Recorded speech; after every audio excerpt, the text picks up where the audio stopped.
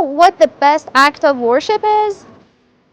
Perhaps you and I have always thought that the best act of worship in the eyes of God are prayer and fasting.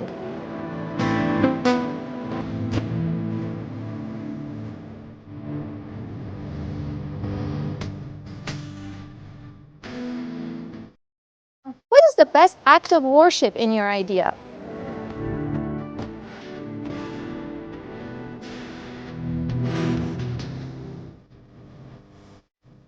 The truth is, most of the people I spoke with thought that the best act of worship in the eyes of God are prayer and fasting.